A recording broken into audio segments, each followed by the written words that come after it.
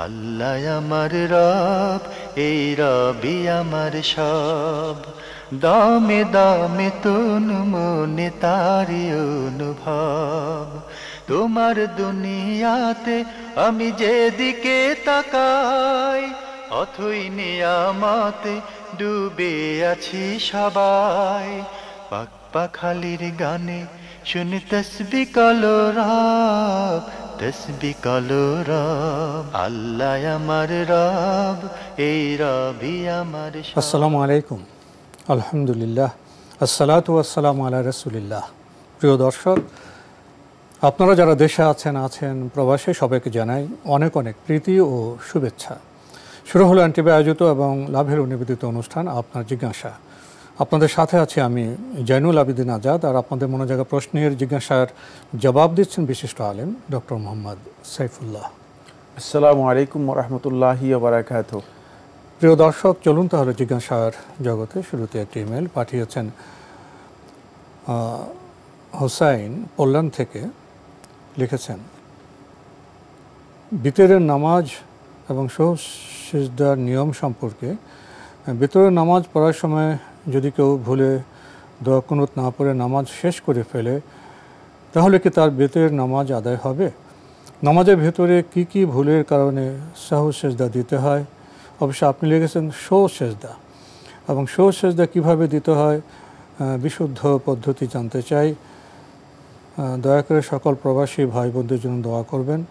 দোয়ার কাজটা আমরা আগে সারি। অবশ্যই যারা প্রবাসে আছেন, কাজ করছেন, আপনজনদের জন্য উপার্জনের চেষ্টা করছেন, তারা জন্য দোয়া করি আপনারা হেদায়েতের পথে থাকুন, সুস্থ থাকুন, ভালো থাকুন।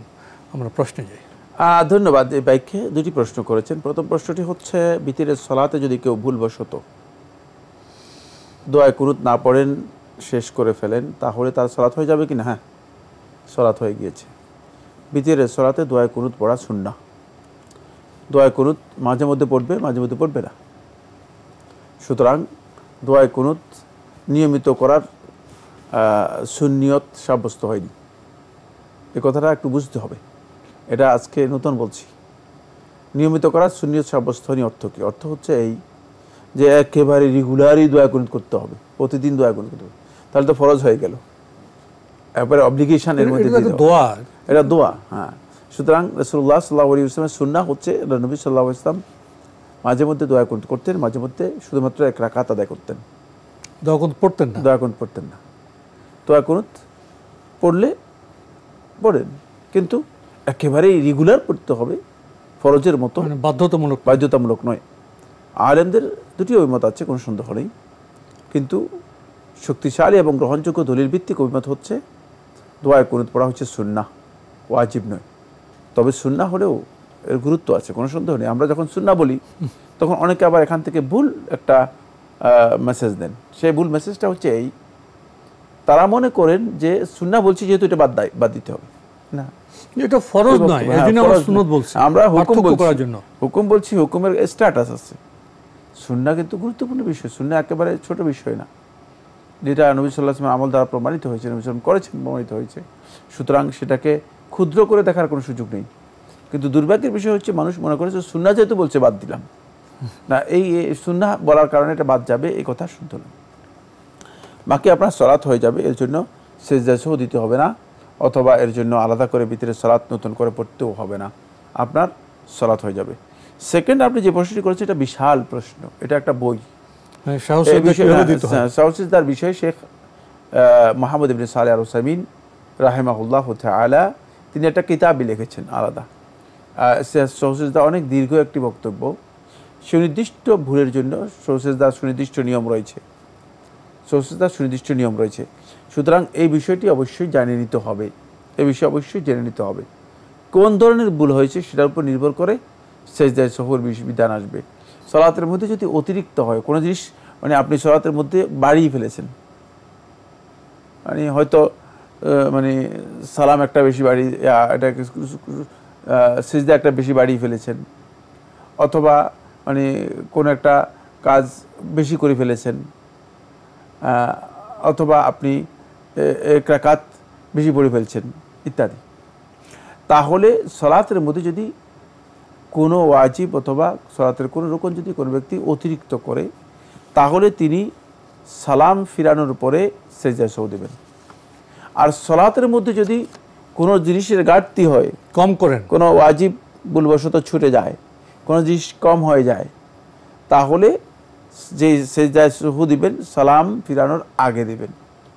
সালাম ফিরানোর আগে দুটি সিজদা দিবেন, তারপরে সালাম ফিরাবেন। এবার এখানে অনেক লম্বা বক্তব্য আছে। বাকি সেজদায় সহু হচ্ছে দুটি সিজদা দেয়া। দুটি সিজদা দিয়ে স্বাভাবিকভাবে সিজদা, আমরা এমনি সলাতে দুটি সিজদা দেই না, ঠিক সলাতে আমরা যেভাবে দুটি সিজদা দেই ঠিক এভাবেই সেজদায় সহু হচ্ছে দুটি সিজদা দেয়া। সুতরাং এই দুটি সিজদা আপনি নরমালি সিজদা দিবেন। এখন জন্ম সনদ দিয়ে খোলো বিকাশ স্টুডেন্ট অ্যাকাউন্ট, নিজের বিকাশ নিজে কর। এর মাধ্যমে সলাতে যে ত্রুটি আছে সেই ত্রুটিটুকু কী হয়ে যাবে, সংশোধন হয়ে যাবে। আর এই ধরনের ত্রুটি হচ্ছে তিন প্রকারের। এই ধরনের ত্রুটি হচ্ছে তিন প্রকারের। প্রথম প্রকার হচ্ছে সলাতের কোনো ওয়াজিব ভুলবশত যদি কেউ তরক করে, ছেড়ে দেয়, কম মানে ছুটে যায়, তাহলে তাকে সেজদায় সহু দিতে হবে। দ্বিতীয় নম্বর হচ্ছে সলাতের মধ্যে মানে সলাতের জাতীয় কোনো ফেল, সেটা ওয়াজিব হতে পারে অথবা রুকুন হতে পারে, সেটা যদি কেউ বৃদ্ধি করে ফেলে তাহলে তাকে সেজদায় সহু দিতে হবে। আরেকটা হচ্ছে সলাতের মধ্যে কোনো কারণে যদি সন্দেহ তৈরি হয়, রাকাতের ক্ষেত্রে হতে পারে অথবা অন্যান্য ক্ষেত্রে হতে পারে, তাহলে সেখানে তিনি এই সন্দেহের কারণে সেজদায় সহু দিবেন। এই তিনটি কারণে সেজদায় সহু ওয়াজিব হয়ে থাকে। মোটামুটি আমরা সংক্ষেপে এই কথাটুকু বলেছি।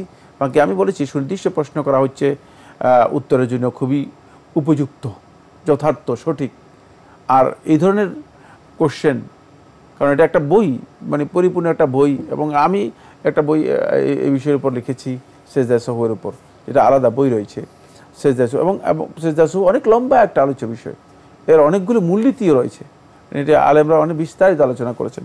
সুতরাং সেজদায় সহুর সঠিক পদ্ধতি কি, এই প্রশ্ন করলে যথেষ্ট হয়ে যাবে না, বরং এটা বই থেকে জেনে নেওয়ার জন্য একটু চেষ্টা করতে হবে। জি, আমরা জানলাম বিষয়টি সম্পর্কে। প্রিয় দর্শক, আরও একটি ইমেল পাঠিয়েছেন ফাহমিদা হোসাইন, লিখেছেন, আমরা যারা নিয়মিত তাহাজ্জুদ নামাজ পড়ি, আমাদের কি তাহাজ্জুদ নামাজের আগে কিয়ামুল লাইল পড়তে হবে, বা পড়লে নিয়মটা কেমন? সলাতুল লাইল বা কিয়ামুল লাইল এটাই একই সালাত। তাহাজ্জুদের সালাত যেটা, এটাই কিয়ামুল লাইল, এটাই সলাতুল লাইল, এটাই সলাতুত তাহাজ্জুদ। এর জন্য মূলত আলাদা কোনো কিয়ামুল লাইল করতে হবে না। যিনি তাহাজ্জুদ পড়ে থাকেন তিনি এটাই তার জন্য যথেষ্ট। তাই কিয়ামুল লাইল বলতে যেটা বোঝাচ্ছেন সেটা একই কথাই, রাতের নামাজ। কুমিল লাইলা ইল্লা কালিলা, আল্লাহ তাআলা বলেছেন কোরআনে কারীমের মধ্যে। কোথাও বলেছেন কিয়ামুল লাইল, কোথাও বলেছেন ওমিনাল লাইলি ফাতাহাজ্জাদ বিহি নাফিলাতাল লাক, এটাকে তাহাজ্জুদ নাম দিয়েছেন। তাই কেউ যদি তাহাজ্জুদ আদায় করে থাকেন তার জন্য আলাদা কিয়ামুল লাইল করতে হবে, এর কোনো দরকার নেই। জি, আমরা জানলাম বিষয়টি সম্পর্কে। প্রিয় দর্শক, আমাদের হাতে একটি চিঠি পাঠানো হয়েছে মৌলভীবাজার থেকে, নাম প্রকাশে অনিচ্ছুক। আগের চিঠি, আপনার 7 নম্বর প্রশ্নটি এরকম: গীবত নাকি জেনার চেয়ে খারাপ, ইমাম গাজ্জালির বইয়ে পেয়েছি, এমন বক্তব্য কি সঠিক? ধন্যবাদ আপনাকে। গীবত কি জেনার চেয়ে খারাপ? অপরাধের দিক থেকে গীবত জেনার থেকে জঘন্যতম, কোনো সন্দেহ নেই। কিন্তু গীবত জেনার চেয়ে জঘন্যতম অথবা খারাপ, এই মর্মে যে হাদিসটি বর্ণনা করা হয় থাকে, হাদিসটি আপনি বলেছেন যে ইমাম গাজ্জালি তার কিতাবের মধ্যে উল্লেখ করেছেন, সঠিক, তার কিতাবের মধ্যে উল্লেখ করেছেন। ইহয়া উলুমুদ্দিনের মধ্যে এই হাদিসটি উল্লেখ করা হয়েছে। বাকি হাদিসটি ইমাম ইরাকি রহমতুল্লাহ আলাইহি হাদিসটাকে মুনকার বলেছেন, এটি গ্রহণযোগ্য হাদিস নয়, এই বক্তব্য সঠিক নয়। আল গীবাতু আশাদ্দু মিনাজ জিনা, যে গীবত জেনার চেয়ে জঘন্যতম, এই বক্তব্য সঠিক নয়। হাদিস হিসেবে এটা সঠিক নয়, কিন্তু গীবত জেনার চেয়ে যে জঘন্যতম এই কথাটা সঠিক, মানে হাদিস হিসেবে এটা সঠিক নয়, কিন্তু বক্তব্যটা সঠিক। কারণ হচ্ছে গীবত এটা সামাজিক অপরাধ, ক্রাইম। জেনাও সামাজিক অপরাধ, কিন্তু জেনার সামাজিক অপরাধটা ব্যক্তির সাথে জড়িত, বেশিরভাগ ক্ষেত্রে ব্যক্তির সাথে জড়িত। কিন্তু গীবত যে সমাজের মধ্যে ব্যাপকভাবে ছেয়ে যায়, সেই সমাজের মধ্যে পরস্পর হানাহানি, রেশারেশি, শত্রুতা, দুশ্মনী ইত্যাদি এত ব্যাপক হয় যে প্রত্যেকটি মানুষ ক্ষতিগ্রস্ত হয়ে যায়, প্রত্যেকটি মানুষ ক্ষতিগ্রস্ত হয়ে যায়। এই জন্য আল্লাহ সুবহানাহু ওয়া তাআলা গীবতের যখন উদাহরণ দিয়েছেন, জেনার ব্যাপারে কথা বলেন নাই, কোরআনের মধ্যে কোথাও আসে নাই। গীবতের ব্যাপারে আল্লাহ রাব্বুল আলামিন যখন উদাহরণ দিয়েছেন তখন বলেছেন ওয়ালা ইয়াগতাব বা'দুকুম বা'দা, তোমাদের একদল লোক আরেকদল লোকের গীবত করবে না। আইয়ুহিব্বু আহাদুকুম আন ইয়াকুলা লাহমা আখিহি মাইতান, যে তোমাদের কেউ কি পছন্দ করবে তার মৃত ভাইয়ের গোশত খাওয়া? এটা মৃত ভাইয়ের গোশত খেতে কি পছন্দ করবে? দেখেন, মানে গীবতের মানে উদাহরণ আল্লাহ সুবহানাহু ওয়া তাআলা দিয়েছেন যে মৃত ভাইয়ের গোশত খাওয়ার মতো, মৃত ভাইয়ের গোশত খাওয়ার মতো অপরাধ। সুতরাং এর অপরাধের ধরনকে আল্লাহ রাব্বুল আলামিন এমন একটা উদাহরণ দিয়েছেন যে উদাহরণ আসলে আল্লাহ সুবহানাহু ওয়া তাআলা কোরআনে কারীমে কোথাও আর এই জঘন্যতম উদাহরণ দেন নাই, এত ভয়ঙ্কর উদাহরণ দেন নাই।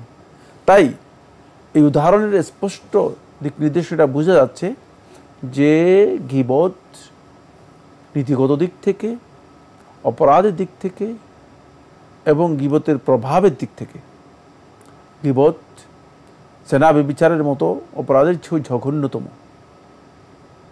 কিন্তু এটা রাসূলুল্লাহ সাল্লাল্লাহু আলাইহি ওয়াসাল্লামের হাদিস হিসেবে গ্রহণযোগ্য নয়, যেটি আবু হামেদ গাজ্জালী তার কিতাবের মধ্যে উল্লেখ করেছেন। এই হাদিসটি সনদের দিক থেকে শুদ্ধ নয়। জি, এখন জন্ম সনদ দিয়ে খোলো বিকাশ স্টুডেন্ট অ্যাকাউন্ট, নিজের বিকাশ নিজে কর। প্রিয় দর্শক, আপনি আরও লিখেছেন, যে বিচারক আল্লাহর দেয়া বিধান অনুসারে বিচার ফয়সালা করেন না তাকে কোরআন মাজিদে আল্লাহ জালিম, ফাসিক ও কাফির বলে উল্লেখ করেছেন। আপনার লিখিত বইয়ে এক্ষেত্রে ফাসিক প্রযোজ্য হবে বলে উল্লেখ করেছেন। এটা কিসের ভিত্তিতে উল্লেখ করেছেন? এটা কি আপনার ব্যক্তিগত ইজতিহাদ? কোরআনে কারীমে ফাসিক শব্দটি আল্লাহ রাব্বুল আলামিন কাফেরদের ক্ষেত্রে প্রয়োগ করেছেন, ঈমানদারদের ক্ষেত্রে প্রয়োগ করেছেন।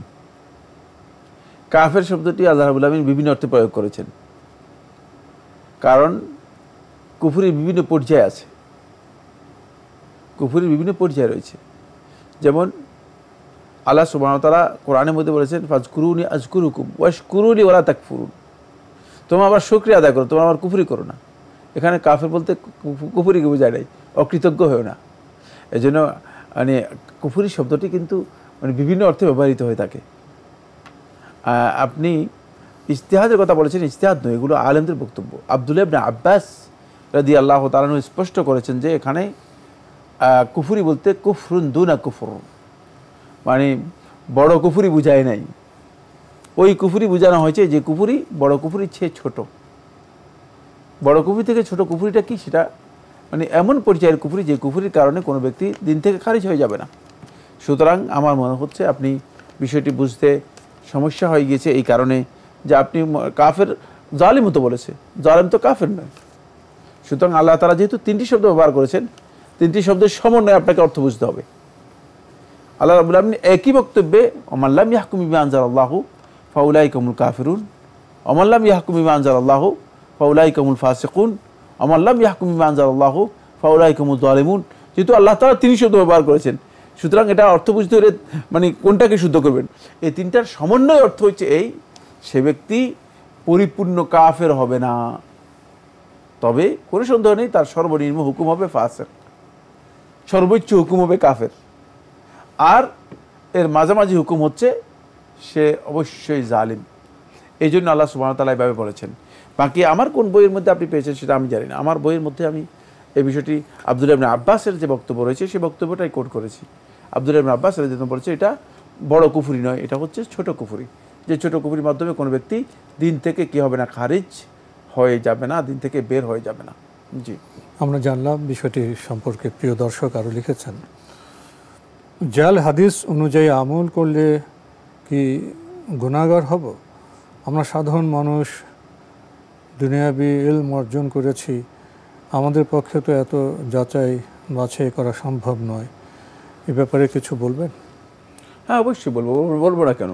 আপনি বলছেন, প্রশ্ন করেছেন, বলবো না কেন? অবশ্যই বলবো। প্রথম কথা হচ্ছে জাল হাদিস অনুযায়ী আমল করলে গুনাহগার হবেন, কারণ আপনি জানতেছেন, বলতেছেন এটা জাল হাদিস, তারপরে আমল করতেছেন। এর অর্থটা কি? অর্থ হচ্ছে আপনি আল্লাহ রাসূলের নামে মিথ্যাচার করতেছেন।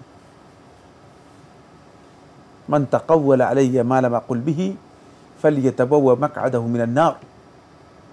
আরেকটি হাদিসের মধ্যে রাসূলুল্লাহ সাল্লাল্লাহু আলাইহি ওয়াসাল্লাম মুতাওয়াতির পর্যায়ের হাদিস, মান কাযাবা আলাইয়া মুতাআম্মিদান ফালিয়াতাবাওয়া মাকআদাহু মিনান নার। সুতরাং আপনি যদি জাল হাদিস জেনে তারপরে রাসূল সাল্লাল্লাহু আলাইহি ওয়াসাল্লামের নামে সেটা চালিয়ে দিয়ে আমল করেন, তাহলে গুনাহগার হবেন না? মানে অবশ্যই গুনাহগার হবেন। জানা পড়লো করলে তো গুনাহ হবে। আপনি বলতেছেন জাল হাদিস, তারপরে আবার বলতেছেন এটা আমল করব, প্রশ্নই আসে না। কিন্তু আপনি যদি জাল হাদিস কিরা জানেন না, আপনি আমল করেছেন, তাহলে আপনি গুনাহগার হবেন না। কিন্তু আমলটা যদি সহি না হয় থাকে, তাহলে আপনি সওয়াব পাবেন না। কিন্তু জাল কিনা সেটা আপনি জানেন না, আপনি গুনাহগার হবেন না। কিন্তু যখনই কেউ আপনাকে বলবে যে না আপনি যে হাদিসটি করে আমল করছেন, আপনাকে যদি জানানো হয়, বলা হয় যে আপনি যে হাদিসের আমল করতেছেন, আপনি যে আমলটা করছেন, এই আমলটা হাদিস দ্বারা প্রমাণিত, এটা জাল হাদিস, মিথ্যা হাদিস, তখন অবশ্যই সেটা বর্জন করা আপনার উপর ওয়াজিব হয়ে যাবে। সেটা বর্জন করা ওয়াজিব হয়ে যাবে। এরপরে আপনি একটি বিষয় উল্লেখ করেছেন, এটা সকলের জন্য খুব ইম্পর্টেন্ট প্রশ্ন, একেবারে গোটা উম্মতের জন্য এই প্রশ্নের উত্তর প্রয়োজন। সেটা হচ্ছে এই, আপনি প্রশ্ন করেছেন যে আমরা সাধারণ মানুষ, সাধারণ শিক্ষিত, জেনারেল নলেজ নিয়েছি, মানে দুনিয়ার যে সমস্ত জ্ঞান আছে সেগুলো জানি, কোরআন হাদিসের জ্ঞান রাখি না। যদি এমন ব্যক্তি হয় তাকে, তিনি শুধুমাত্র ইসলামের মৌলিক যেই আমলগুলো আছে, যেগুলো সহি, একেবারে সুস্পষ্ট, সূর্যের মতো, দিবালোকের মতো একেবারে পরিষ্কার, সেই আমলগুলো করবেন। অতিরিক্ত আমলের কোনো প্রয়োজনই নেই, যাওয়ারই কোনো দরকার নেই। তাকে কোনো ব্যক্তি এসে যদি বলে যে এই জায়গায় আসেন, কারণ তিনি চোরাই রাস্তায় গেলে, মানে বাঁকা রাস্তায় গেলে অথবা গলিতে গেলে হারিয়ে যাবেন, তিনি সোজা রাস্তায় থাকবেন, সরল পথে থাকবেন, সরল পথে থাকবেন। পরে খুব স্পষ্ট বক্তব্য রাসূলুল্লাহ কি বলেছেন, যদি তোমরা ইজা সাল্লাইতুম খামসাকুম ওয়া সুমতুম শাহরাকুম, যদি তোমরা তোমাদের 5 ওয়াক্ত সালাত আদায় করো, রমাদানের সিয়াম আদায় করো, ওয়া আদাইতুম যাকাতাকুম, তোমরা তোমাদের যাকাত আদায় করো, ওয়া আতাতুম যা আমরিকুম, আর তোমাদের যাদেরকে কর্তৃত্ব দেওয়া হয়েছে তাদের আনুগত্য করো, দাখালতুমুল জান্নাহ, তোমরা জান্নাতে প্রবেশ করবা। সুতরাং আপনি যাচ্ছেন কি? আপনি জাল হাদিসের আমল কেন তালাশ করতেছেন? আপনি কেন গলিতে যাচ্ছেন? আপনি কেন অন্ধকার জায়গায় যাচ্ছেন? অন্ধকার যাওয়ার দরকার নেই, ফরজ নয়, বাধ্যতামূলক নয়, সেখানে যাচ্ছেন। সুতরাং আপনি অন্ধকার জায়গায় যাওয়ার কোনো প্রয়োজনই নেই। আপনি একেবারে পরিষ্কার জায়গা যেটা আছে সেখানে থাকেন। আপনি সাধারণ মানুষ, আপনার জাল হাদিস তালাশ করারও দরকার নেই, দৈব হাদিস তালাশ যেখানে বিতর্ক নেই সেখানে থাকেন, যে জায়গায় একেবারেই স্পষ্ট সেখানেই থাকেন। সুতরাং দেখবেন যে আপনি মোটেও পথভ্রষ্ট হবেন না, বরং আপনি জান্নাত পেয়ে যাবেন। কিন্তু আপনি নিজে তালাশ করে, মানে গলিতে ঢুকে ডাস্টবিনে ঢুকে যদি আপনি কিছু তালাশ করতে যে না চেষ্টা করি, দেখি যে দুর্গন্ধের মধ্যে, ডাস্টবিনের মধ্যে কিছু ভালো জিনিস পাওয়া যায় কিনা, এটা বের করার কোনো প্রয়োজন নেই। তাই সাধারণ পাবলিক যারা আছেন, জেনারেল শিক্ষিত যারা আছেন, তারা এই হাদিস, জাল হাদিস, দুর্বল হাদিস, এই হাদিসের দিকে যাওয়ার কোনো প্রয়োজন নেই। তারা অতিরিক্ত সওয়াবের দিকে যাওয়ার কোনো প্রয়োজন নেই। তারা মৌলিক যে আমলগুলো আছে সেই আমলগুলোর উপর স্থির থাকলেই যথেষ্ট হয়ে যাবে, এবং তিনি ইনশাল্লাহ জান্নাত লাভ করবেন। কারণ জান্নাতের জন্য আল্লাহ সুবহানাহু ওয়া তাআলা এই সমস্ত জাল হাদিস তালাশ করার জন্য বলেন নাই। আমরা জানলাম, উপলব্ধি করলাম বিষয়টি সম্পর্কে। প্রিয় দর্শক আরও লিখেছেন, একটা হাদিসে আছে যে ইহুদি নাসারারা তাদের নবীদের কবরকে মসজিদ বানিয়ে ফেলায় মুহাম্মদ সাল্লাল্লাহু আলাইহি ওয়াসাল্লাম তাদের অভিশাপ দিয়েছেন। একমাত্র আমাদের নবী মুহাম্মদ সাল্লাল্লাহু আলাইহি ওয়াসাল্লামের কবর ব্যতীত অন্য নবীদের কবরের অস্তিত্ব পৃথিবীতে নেই। তাহলে ঈসা আলাইহিস সালামকে আল্লাহ তাআলা আসমানে তুলে নিয়েছেন, এই বিষয়টা কি একটু পরিষ্কার করে বলবেন? যে হাদিসটি বলেছেন সে হাদিস সহি মুসলিম হাদিস, সুতরাং সহি হাদিস। লাআনাল্লাহুল ইয়াহুদ ওয়ান নাসারা ইত্তাখাযু কুবুর আম্বিয়াইহিম মাসাজিদ। ইহুদি এবং খ্রিস্টানদেরকে আল্লাহ তাআলা অভিশাপ করুক, তারা তাদের নবী এবং রাসূলদেরকে কি করেছে, তাদের কবরকে মসজিদে রূপান্তরিত করেছে। এখানে নাসারাদের কথা উল্লেখ করা হয়েছে হাদিসের মধ্যে, যেহেতু তারা ইহুদিদের অনুসরণ করেছে, এই কাজের মধ্যে ইহুদিদের অনুসরণ করেছে। তারা ঈসা আলাইহিস সালামের কবর পায় নাই, কিন্তু তাদের পূর্ববর্তী যে সমস্ত নবীদের কবর ছিল সেই কবরগুলোকে তারা কি করেছে, সেগুলোকে কবরকে মসজিদে রূপান্তরিত করে সেগুলোতে তারা ইবাদত করার চেষ্টা করেছে। এরপরে যে বিষয়টি সেটা হলো খ্রিস্টানদের ইহুদিরা তাদের অনেকের কবরকে কি করেছে, তারা মানে কবরকে মসজিদে রূপান্তরিত করেছে। আপনারা জানেন যে খলিল শহরে ইব্রাহিম আলাইহিস সালাম কবর রয়েছে, ইসহাক আলাইহিস সালাম কবর রয়েছে, ইসমাইল ইসহাক সারা আলাইহিস সালাম কবর রয়েছে, আরও অনেকের কবর রয়েছে, আরও বিভিন্ন জায়গায় তারা কবর। এই কবরগুলো চিহ্নিত ছিল। যুগের পরিবর্তনে, সময়ের পরিবর্তনে, দীর্ঘকালের আবর্তনে অনেক কিছু হারিয়ে গিয়েছে। তারাও তাদের দিন থেকে হারিয়ে গিয়েছে। তাদের ওই আবার কবরগুলো যে গ্রহণ করেছিল সেগুলো কি হয়েছে, কিছুটা বিলীন হয়ে গিয়েছে। কিন্তু রাসূলুল্লাহ সাল্লাল্লাহু আলাইহি ওয়াসাল্লাম সতর্ক করেছেন এই জন্য, তাদের জন্য নয়, কারণ তারা তো এমনিই তো পথভ্রষ্ট হয়ে গিয়েছে, তারা দিন থেকেই হারিয়ে গিয়েছে, সুতরাং তাদের এর জন্য সতর্ক করার কিছুই নেই। রাসূলুল্লাহ সাল্লাল্লাহু আলাইহি ওয়াসাল্লাম সতর্ক করেছেন রাসূলুল্লাহ সাল্লাল্লাহু আলাইহি ওয়াসাল্লামের কবরকে যেন আমরা মসজিদে রূপান্তরিত না করি, এই জন্য সতর্ক করেছেন। ফলে আল্লাহ তাআলার মেহেরবানি এবং আল্লাহ নবী সাল্লাল্লাহু আলাইহি ওয়াসাল্লামের এই সতর্ক বাণীর কারণেই আল্লাহ নবী সাল্লাল্লাহু আলাইহি ওয়াসাল্লামের কবর চিহ্নিত। পৃথিবীর অন্যান্য নবীদের কবর কারো কারো চিহ্নিত আছে, কারো কাছে চিহ্নিত নেই, কিন্তু রাসূলুল্লাহ সাল্লাল্লাহু আলাইহি ওয়াসাল্লামের কবর চিহ্নিত থাকা সত্ত্বেও রাসূলুল্লাহ সাল্লাল্লাহু আলাইহি ওয়াসাল্লামের কবরকে মসজিদে পরিণত করা হয়নি বা মসজিদে রূপান্তরিত করা হয়নি, যেহেতু রাসূলুল্লাহ সাল্লাল্লাহু আলাইহি ওয়াসাল্লাম বারবার নিষেধ করে গেছেন এই কারণেই। আর আপনি যে বলেছেন যে খ্রিস্টানদের কথা এখানে উল্লেখ করা হয়েছে, খ্রিস্টানরা ইহুদিদের অনুসরণ করেছে, এই জন্য মানে এই ক্ষেত্রে ইহুদিদের খ্রিস্টানরা অনুসরণ করেছে, কিন্তু খ্রিস্টানরা এটাও জানে না যে ঈসা আলাইহিস সালাম যে তাদের ধারণা অনুযায়ী যে ঈসা আলাইহিস সালামকে হত্যা করা হয়েছে। খ্রিস্টানরা এটা জানেই না যে ঈসা আলাইহিস সালাম যে মানে তাকে আল্লাহ সুবহানাহু ওয়া তাআলা উঠিয়ে নিয়েছেন, কারণ তারা এই কনফিউশনের মধ্যে রয়েছে। আল্লাহ তাআলা কোরআনের মধ্যে এই বিষয় স্পষ্ট বলেছেন, বাল শুববিহা লাহুম, তাদের একটা সংশয়ের মধ্যে তারা পড়ে গিয়েছে, তাদেরকে একটা বড় ধরনের সাদৃশ্য তৈরি করে দেওয়া হয়েছে। তারা মনে করেছে যে ঈসা আলাইহিস সালামকে হত্যা করা হয়েছে। এটা সঠিক নয়, বরং ঈসা আলাইহিস সালামকে হত্যা করা হয়নি, ঈসা আলাইহিস সালামকে উঠিয়ে নেওয়া হয়েছে।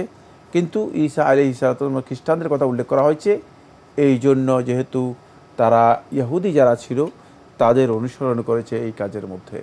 তো আজকে আমাদের এখানে শেষ করতে হচ্ছে। আপনাকে অনেক ধন্যবাদ। আপনাকে অনেক ধন্যবাদ। প্রিয় দর্শক, আমরা দেখছিলাম এনটিভি আয়োজিত এবং লাভ হলো নিবেদিত অনুষ্ঠান আপনার জিজ্ঞাসা। আমাদের অনুষ্ঠান আপনারা এনটিভি অনলাইনেও দেখতে পারবেন। ভিজিট করুন www.ntvbd.com, এছাড়া ইউটিউবে এবং আমাদের ভেরিফাইড ফেসবুক পেজে অনুষ্ঠান দেখতে পারবেন। শেষে এসে আমরা জানলাম কবর মসজিদ নয়, মসজিদ আলাদা বিষয়, মসজিদ ইবাদতের জায়গা। আসুন এসব বিষয়ে আমরা আরও সতর্ক হই। চিঠি লিখুন, প্রশ্ন পাঠান আমাদের ঠিকানায়। পরিচালক আপনার জিজ্ঞাসা, এনটিভি, বিএসসিসি ভবন, 7ম তলা, 102 কাজী নজরুল ইসলাম এভিনিউ, কারওয়ান বাজার, ঢাকা 1215। ইমেল অ্যাড্রেস আপনার জিজ্ঞাসা @ntvbd.com। মহান আল্লাহ আমাদের সবাইকে নিরাপদে রাখুন, রাখুন শান্তিতে। আসসালামু আলাইকুম। আল্লাহ আমার রব, এই রবি আমার সব, দামে দামে তন মনে তারি অনুভব। তোমার দুনিয়াতে আমি যেদিকে তাকাই, অথই নিয়ামতে ডুবে আছি সবাই। পাক পাখালির গানে শুনি তসবিহ কলরব, তসবিহ কলরব। আল্লাহ আমার রব, এই রবি আমার সব।